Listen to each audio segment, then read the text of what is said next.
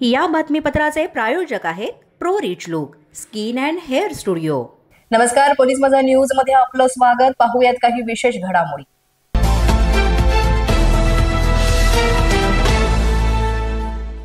उल्हासनगर येथे दारूच्या नशेत मद्यधुंद असलेल्या वाहन चालकाने भरधाव वेगाने कार चालवून एक रिक्षा आणि अनेक मोटरसायकल यांना उडवत विनस चौकाला गाडी ठोकण्याची घटना घडलेली आहे। या घटनेमध्ये कारमधील 2 तरुणांची प्रकृती सुद्धा चिंताजनक आहे। प्राप्त माहितीनुसार सकाळी साधारण 5 वाजता श्रीराम चौकाकडून विनस चौकाच्या दिशेनं ही कार भरधाव वेगाने येत होती। त्यावेळेस प्रसूती रुग्णालयाच्या समोरच भाजी आणण्यासाठी जाणाऱ्या रिक्षाला त्याची जोरदार ठोकर बसली आणि ही ठोकर इतकी भीषण होती की रिक्षानं जागी पलटी मारली। यावेळेस रुग्णांना रुग्णालयात उपचारासाठी दाखल करण्यात आलेला आहे। कार चालक हे मद्यधुंद अवस्थेत होते अशी माहिती मिळाल्यानंतर आता पोलीस याबाबत अधिक तपास करीत आहेत।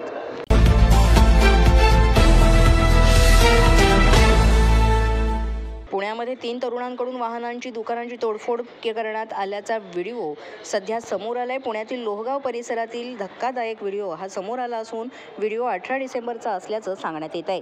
तोडफोडीमध्ये 4 ते 5 दुकानांचं मोठं नुकसान झालंय। लोहगाव येथील साठे वस्ती परिसरात बांबू आणि दगडानं वाहनांची तोडफोड करून दहशत निर्माण करण्याचा प्रयत्न करण्यात आला आणि हा व्हिडिओ सध्या सोशल मीडियावर सुद्धा व्हायरल झाला असून पुणे पोलिसांकडून या तरुणांचा शोध घेतला जात आहे।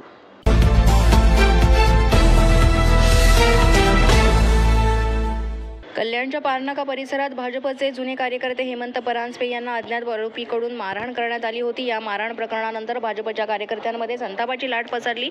भाजपचे कल्याण पश्चिम मंडळाध्यक्ष वरुण पाटील यांच्या नेतृत्वात शहर कार्यालय इथे या घटनेचा निषेध करण्यात आला। हा हल्ला परांजपेंवर नसून भाजपवर आहे। आरोपींनी तोंडावर रुमाल बांधून मारहाण केली। तुमच्यात दम असेल तर आव्हान द्या आणि समोरासमोर येऊन लढा अशी संतप्त प्रतिक्रिया भाजप शहराध्यक्ष वरुण पाटील यांनी व्यक्त केली।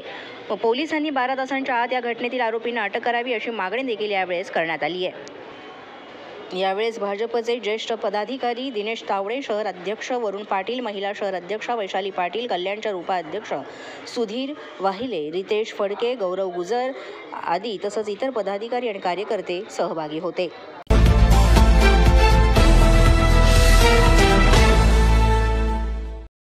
राज्यामध्ये चक्रीय वाऱ्यामुळे थंडीचा अनुभव सर्वजण घेत आहेत।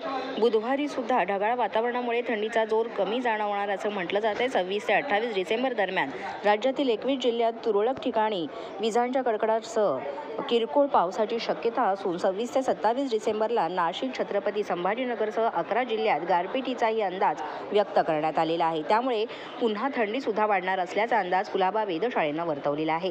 गेल्या 2 दिवसांपासून ढगाळ वातावरणाचं धुकं पसरल्यानं थंडी काहीशी गायब झाली होती। किमान तापमान 3 ते 4 अंशानं वाढलेलं आहे।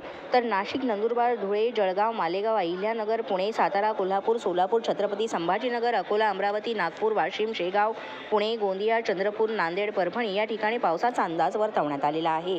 तर नाशिक, नंदुरबार, धुळे, जळगाव, छत्रपती संभाजीनगर, अकोला, अमरावती, नागपूर, गोंदिया, वर्धा, वाशिम इथल्या काही भागात गारपिटीचा अंदाजही वर्तवण्यात आला आहे।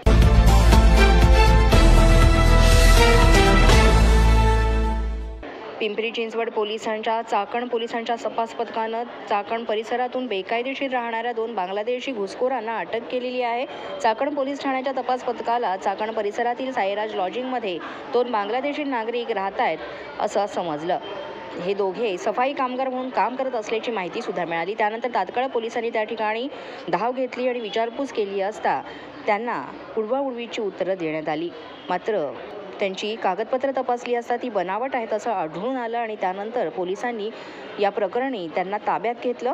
त्यांच्यावर चाकण पोलिसात बेकायदेशीररित्या वास्तव्य केल्याप्रकरणी भारतीय न्याय संहिता 318, 336 आणि परकीय नागरिक कायदा 14 तसंच पारपत्र पासपोर्ट कायदा 3 नुसार गुन्हा दाखल करण्यात आलेला आहे आणि अधिक तपास आता चाकण पोलीस करीत आहेत।